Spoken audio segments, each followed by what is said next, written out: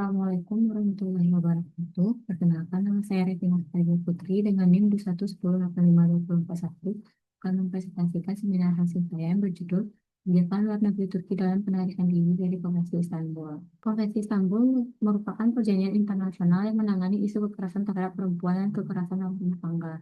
Turki menunjukkan komitmennya dalam memerangi kekerasan terhadap perempuan dengan keikutsertaannya dalam Konvensi Istanbul dengan mengirim PBB Acar sebagai perwakilan Turki dalam panitia penyusunan Konvensi Istanbul. Turki kemudian menjadi pihak pertama penanda tangan dan ratifikasi konvensi ini. Namun data menunjukkan bahwa angka kekerasan terhadap perempuan di Turki terus meningkat. Kondisi ini berlawanan dengan upaya pemerintah Turki dalam menangani masalah ini, karena pada 20 Maret 2021, Turki memutuskan untuk menarik diri dari Konvensi Istanbul. Adapun rumusan masalah dari penelitian ini adalah Turki merupakan negara pertama yang meratifikasi Konvensi Istanbul dan juga merupakan negara pertama yang menarik diri dari perjanjian ini. Kebijakan ini dianggap merugikan perlindungan hak-hak perempuan di Turki karena konvensi ini memainkan peran penting dalam mengurangi kekerasan terhadap perempuan. Alih-alih memperkuat penerapan Konvensi Istanbul untuk memberikan perlindungan terhadap perempuan, kebijakan Turki malah dinilai berlawanan dengan meningkatnya kasus kekerasan terhadap perempuan setiap tahunnya. Adapun pertanyaan penelitiannya adalah apa faktor-faktor yang mendorong kebijakan luar negeri Turki dalam penelitian diri dari Konvensi Istanbul. Adapun manfaat penelitian ini adalah secara akademis. Penelitian ini diharapkan dapat menjadi literatur dalam kajian hubungan internasional, khususnya kebijakan luar negeri Turki. Secara praktis, penelitian ini diharapkan dapat dijadikan sebagai referensi dalam pengembangan penelitian dengan topik yang serupa di masa yang akan datang. Adapun berikut studi pustaka yang digunakan dalam penelitian ini. Selanjutnya, penelitian ini menggunakan konsep General Multi-Level Games oleh Karin Agestam dan Jack Vitro, di mana konsep ini menggabungkan analisis kebijakan luar negeri dengan pendekatan teori karena gender dapat digunakan untuk memahami perubahan dan keberlanjutan kebijakan luar negeri. Dalam General Multi-Level Games terdapat 3 level, yaitu General Leadership, General Institution, dan General Structures. General Leadership akan dilihat bagaimana narasi gender yang digunakan dalam penaikan diri Turki. Pada General Institution dilihat bagaimana kebijakan luar negeri tidak netral gender dan dibentuk oleh identitas nasional dan praktik yang mengandung konstruksi gender tertentu. Adapun dari gender structures akan dilihat interaksi antar aktor negara dan non-negara, difusi norma gender, serta hambatan struktur patriarki yang mempengaruhi kebijakan luar negeri. Adapun metode penelitian dalam penelitian ini, jenis pendekatan penelitian menggunakan deskriptif kualitatif, batasan penelitian dari tahun 2011 hingga 2021, unit dan tingkat analisisnya yaitu unit analisis kebijakan luar negeri Turki, unit eksplanasi diskursus dan dinamika gender Turki, level analisis negara. Teknik pengumpulan data yaitu studi perpustakaan. Teknik analisis data di penelitian ini menggunakan teknik analisis data oleh Mars dan Haberman yang melalui 3 tahap, yaitu kondensasi data, penyajian data, penelitian, dan verifikasi kesimpulan. Adapun sistematika penulisan dalam deskripsi ini yaitu bab 1 pendahuluan, bab 2 komitmen Turki terhadap Konvensi Istanbul, bab 3 diskursus dari dinamika gender di Turki, bab 4 analisis faktor pendorong kebijakan luar negeri Turki menarik diri dari Konvensi Istanbul berdasarkan General Level Games, bab 5 kesimpulan dan saran. Selanjutnya bab 2 yaitu komitmen Turki terhadap Konvensi Istanbul. Konvensi Istanbul bertujuan untuk memberantas kekerasan terhadap perempuan dan kekerasan dalam rumah tangga. Konvensi ini dibentuk karena Dewan Eropa menyadari pentingnya menetapkan standar untuk menjaga kekerasan terhadap perempuan dan kekerasan rumah tangga. Dan kemudian Komite Menteri Eropa membentuk kelompok ahli untuk menyusun draft ini yang dikenal dengan CAVIO. Konvensi ini kemudian dibuka untuk penandatanganan pada 11 Mei 2011 dan dipantau pelaksananya oleh GRECO. Keikutsertaan Turki dalam konvensi ini didorong oleh kasus Opus Dei Turki, di mana pada kasus ini Pengadilan HAM Eropa menetapkan Turki sebagai negara yang gagal dalam melindungi rakyatnya dalam kasus kekerasan dalam rumah tangga. Oleh karena itu, pada saat Komite Menteri Eropa membentuk CAVIO, Turki segera mengirim perwakilannya yaitu Feride Acar sebagai perwakilan Turki dalam penyusunan draft konvensi. Kemudian Turki menjadi pihak pertama penanda tangan dan ratifikasi konvensi, dan pada 2015 Feride Acar ditunjuk sebagai presiden GRECO yang pertama. Selanjutnya implementasi Turki terhadap Konvensi Istanbul yaitu melalui pembentukan dan pengesahan Undang-Undang Nomor 628 mengenai yang mengatur tentang kekerasan terhadap perempuan. Selanjutnya, pemerintah juga membentuk SONIM, yaitu Pusat Penampungan Terhadap Perempuan dan Anak yang mengalami kekerasan. Selanjutnya, meskipun Turki ikut serta dan mengimplementasi Konvensi Istanbul, namun setelah 10 tahun menandatangani perjanjian ini, Turki kemudian memutuskan untuk mengakhiri dari Konvensi Istanbul pada 20 Maret 2001 melalui keputusan Presiden nomor 3718 berdasarkan Dekret Presiden nomor 9. Selanjutnya, bab 3 itu membahas diskursus dan dinamika gender di Turki. Yang pertama, perkembangan diskursus gender di Turki dimulai pada masa Ottoman, di mana tradisi Islam dan penerapan hukum syariah pada masa ini menyebabkan perempuan tidak mendapatkan hak-hak yang setara dengan laki-laki. Selanjutnya, pada masa Atatürk, isu perempuan menjadi bagian dari proyek modernisasi Turki oleh Mustafa Kemal Atatürk. Di mana pada masa ini, perempuan mulai mendapat hak untuk memilih dan dipilih dalam pemilu pada 1930. Selanjutnya, pada masa gerakan perempuan pasca kudeta 1980 menyebabkan gerakan-gerakan perempuan mulai aktif berkampanye dalam menyuarakan isu-isu perempuan. Gerakan perempuan ini kemudian berhasil mendorong pemerintah untuk meratifikasi CEDAW, membentuk Direktorat Jenderal on Status and Problems of Women, serta pendirian beberapa organisasi perempuan. Selanjutnya pada masa AKP, pada masa ini pemerintah fokus pada aksesi keanggotaan Uni Eropa yang mendorong pemerintah untuk mengamandemen peraturan perundang-undangan di Turki agar untuk mencapai kesetaraan gender dan sesuai dengan kriteria Copenhagen sebagai syarat untuk menjadi anggota Uni Eropa. Kemudian pada tahun 2009 hingga 2011 Turki ikut serta dalam persiapan Konvensi Istanbul. Nah, namun meskipun demikian, gender equality di Turki masih mengalami beberapa tantangan. Di antaranya itu nilai keluarga tradisional dan stereotip gender di Turki, mungkin implementasi terhadap konvensi dan implementasi terhadap konvensi Istanbul melalui Undang-Undang Nomor 684 yang masih belum optimal. Selanjutnya, pemerintah AKP juga mengalihkan diskurs. Selanjutnya, pemerintah AKP juga mengalihkan diskursus gender equality menjadi gender justice karena AKP menganggap gender equality sebagai ancaman bagi keluarga dan mulai mempromosikan gender justice. Nah, gender justice, perempuan dan laki-laki dianggap sebagai satu kesatuan dalam struktur keluarga. Kemudian gender justice ini dipromosikan melalui KDN. Berikutnya, bab 4 yaitu faktor-faktor pendorong kebijakan luar negeri Turki menarik diri dari Konvensi Istanbul berdasarkan gender multi-level games. Yang pertama, gender leadership melalui simbolisme gender dalam politik tanpa pemimpin yang tidak berpandangan feminis. Erdogan menunjukkan pandangan patriarki konservatif yang bertentangan dengan feminisme. Karena Erdogan seringkali mengidentikan perempuan dengan peran ibu dan pengurus urusan rumah tangga. Hal ini dilihat dari beberapa pernyataan Erdogan yang menyatakan bahwa peran perempuan itu telah didefinisikan oleh Islam, yaitu sebagai ibu. Dan juga Erdogan menyatakan bahwa wanita yang menolak menjadi ibu merupakan wanita yang tidak lengkap. Selanjutnya, Erdogan juga tidak berpandangan feminis dan tidak setuju dengan gender equality karena Erdogan menganggap laki-laki dan perempuan tidak bisa setara dan tidak akan pernah ada kesetaraan di antara mereka karena bertentangan dengan kontrak mereka. Oleh karena itu, Erdogan mulai membentuk diskursus gender justice yang dibentuk dan dipromosikan oleh Kadem. Dalam isu-isu kesetaraan gender, Erdogan melihat bahwa perlindungan perempuan dengan lebih menekankan nilai-nilai kehormatan, nilai budaya, dan keluarga. Hal ini terlihat dalam pernyataan Erdogan setelah pendidikan di Turki dalam Konvensi Istanbul, di mana istilah-istilah dalam Konvensi Istanbul menurut Erdogan merupakan sedangan terhadap keyakinan yaitu Islam dan budaya-budaya merusak institusi keluarga. Penolakan Erdogan ini dilakukan untuk mempertahankan struktur patriarki dengan melakukan restorasi maskulin, yaitu mengembalikan dominasi laki-laki di tatanan sosial.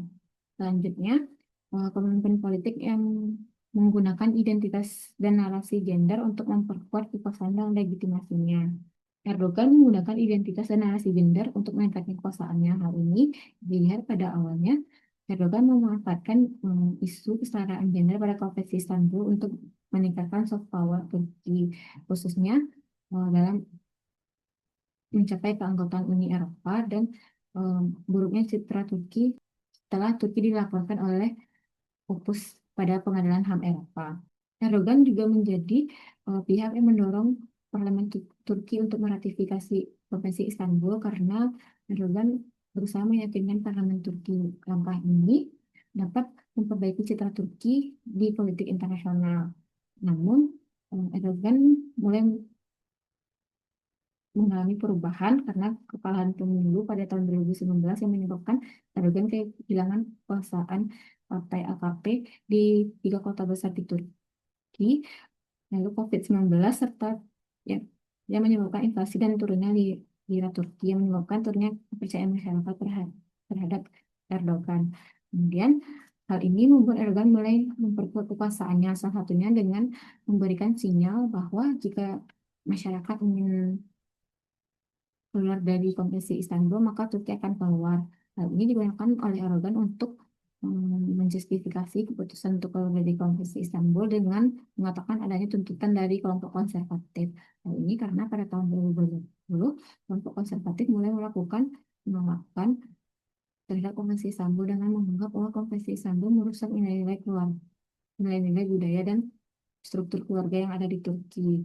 Kemudian, penarikan diri yang dilakukan oleh Erdogan terhadap Konvensi Istanbul juga dilakukan sebagai strategi untuk mendukung pemilih konservatif karena kelompok konservatif ini merupakan basis terbesar Erdogan dalam pemilu sehingga Erdogan mulai berusaha menarik perhatiannya dengan menggunakan isu-isu yang terdapat dalam Konvensi Istanbul.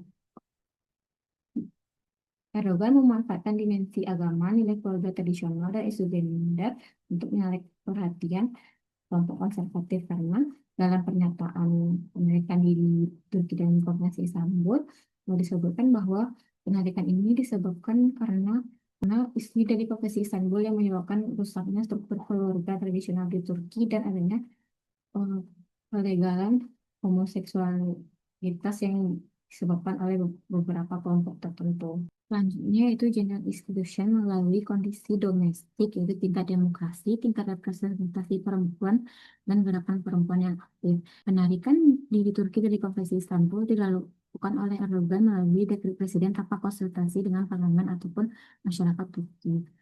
Dengan pemerintah yang semakin otoriter dan pengambilan keputusan yang terpusat dan minimnya partisipasi publik menyebabkan kepentingan perempuan kurang diperhatikan. Ini menunjukkan lemahnya mekanisme demokratis dalam pengambilan keputusan yang berdampak besar terhadap hak-hak perempuan. Selanjutnya, representasi perempuan dalam politik Turki yang masih lemah. Meskipun sudah memiliki hak pemilu sejak 1930, perpolitikan di Turki masih didominasi oleh laki-laki karena berdasarkan data dari Global Gender Gap Report pada tahun 2021, hanya sebesar 18,3% kursi parlemen ditempati oleh perempuan. Dan Turki belum pernah memiliki kepala negara sejak 5 dekade terakhir. Selain itu, perempuan yang menjabat dalam parlemen Turki seringkali berasal dari partai yang tidak memiliki agenda gender yang progresif, sehingga perempuan-perempuan ini tidak memiliki ruang untuk memperjuangkan isu-isu seperti isu kekerasan terhadap perempuan. Dan undang-undang di Turki juga tidak mengatur secara jelas mengenai kesetaraan gender dalam proses ataupun representasi politik, sedangkan program pemberdayaan perempuan yang ada hanya fokus pada peningkatan kesadaran perubahan sikap, sehingga hasilnya terhadap kesetaraan gender terbatas. Selanjutnya, gerakan perempuan di Turki yang sebelumnya aktif untuk memperjuangkan kesetaraan dan perlindungan terhadap kekerasan berbasis gender mulai dibatasi oleh pemerintah. Demonstrasi yang dilakukan oleh gerakan perempuan yang menuntut untuk implementasi dan tentang penarikan Konvensi Istanbul seringkali dibubarkan oleh aparat keamanan dan bahkan beberapa aktivis mengalami intimidasi dan ancaman. Ketiga, eh, kondisi ini yaitu tingkat demokrasi, representasi, dan gerakan perempuan ini saling berinteraksi dalam membentuk kebijakan menarikan diri Turki dari Konvensi Istanbul karena penurunan demokrasi memperlemah representasi politik perempuan yang membatasi gerakan perempuan. Sebaliknya, lemahnya representasi perempuan dan gerakan yang dibatasi memperkuat kecenderungan pemerintah untuk mengabaikan isu-isu gender. Hal ini menciptakan kondisi yang memungkinkan pemerintah untuk menarik diri dari Konvensi Istanbul tanpa menghadapi tekanan politik yang signifikan. Selanjutnya, perubahan orientasi kebijakan luar negeri. Awalnya kebijakan luar negeri Turki bersifat sekuler dan berorientasi barat. Namun pada masa AKP, Turki mulai mengalami pergeseran ke neo-Ottomanisme yang membentuk identitas baru Turki melalui negeri Turki yang berdasarkan pada masa-masa kejayaan Ottoman dan mulai menegaskan peran-peran agama. Melalui New Turki, Erdogan juga mulai mempromosikan nilai keluarga dengan menghapus melalui New Turki, Erdogan mulai mempromosikan nilai keluarga dengan menghapus kata-kata perempuan dalam kementerian dan menggantinya nama keluarga, serta membentuk kadin untuk mempromosikan nilai-nilai keluarga tradisional Turki. Yang Ottomanisme ini juga mulai mengambil arah anti barat pada tahun 2013 seiring dengan peningkatan kekuasaan Erdogan. Neo-Ottomanisme yang anti barat ini kemudian mendorong adanya de-Eropanisasi yang menyebabkan Turki mulai menjauh dari nilai Uni Eropa, salah satunya kesetaraan gender. De-Eropanisasi ini juga menyebabkan Turki melihat nilai-nilai dari Uni Eropa tidak sesuai dengan nilai-nilai di Turki karena nilai-nilai Eropa dianggap merupakan produk dari Barat yang tidak sesuai dengan nilai kebudayaan Turki. Di Eropanisasi ini juga terlihat dari pernyataan Erdogan ketika Konferensi Istanbul. Karena pada pernyataan ini Erdogan menyebutkan bahwa nilai dari Konferensi Istanbul yang berasal dari Barat tidak sesuai dengan nilai budaya Turki. Berbeda Copenhagen ini merupakan syarat yang harus dipenuhi oleh suatu negara agar bisa masuk ke Uni Eropa. Oleh karena itu, dengan adanya narasi oleh Erdogan untuk membuat kriteria antara menandakan adanya de-Eropanisasi yang menyebabkan keluarnya Turki dari Konvensi Istanbul. Selanjutnya, gender structures melalui kontestasi norma dan populisme sayap kanan dan pemimpin yang otoriter. Pada awalnya, kontestasi norma ini eh, berasal dari difusi norma. Difusi norma membutuhkan kontestasi dan konsensus. Pada awalnya, di Turki terdapat konsensus terkait kesetaraan gender, di mana pada masa ini eh, gerakan perempuan dan pemerintah bekerja sama dalam mengupayakan kesetaraan gender di Turki, seperti ratifikasi CEDAW hingga ikut serta Konvensi Istanbul. Namun, eh, seiring dengan seiring dengan semakin kuatnya kekuasaan AKP mulai membentuk diskursus baru yaitu di gender justice yang mulai memposisikan perempuan dan laki-laki sebagai satu kesatuan dalam struktur keluarga. Hal ini kemudian hal ini kemudian memicu perdebatan dalam kelompok-kelompok konservatif Turki. Hal ini dikarenakan adanya pasal 52 dalam Konvensi Istanbul yang dianggap merusak struktur keluarga di Turki karena pasal 52 ini memungkinkan perempuan untuk meminta meminta pemerintah untuk mengusir pelaku kekerasan dari rumah. Hal ini dianggap oleh kaum konservatif sebagai bentuk em, merusak struktur keluarga dengan menghancurkan kehormatan laki-laki. Hal ini juga dianggap oleh kaum konservatif malah menjadi hal mendorong meningkatnya kasus kekerasan terhadap perempuan karena konservatif ini mengkritik pasal 52 dalam Konvensi Istanbul karena dianggap merusak struktur dalam keluarga Turki yang memungkinkan pemerintah untuk mengusir laki-laki yang menjadi pelaku kekerasan. Kelompok ini juga menganggap pasal ini menjadi pemicu peningkatan kekerasan terhadap perempuan karena setelah diusir laki-laki ini marah dan akan melakukan kekerasan terhadap istri atau kerabat perempuannya.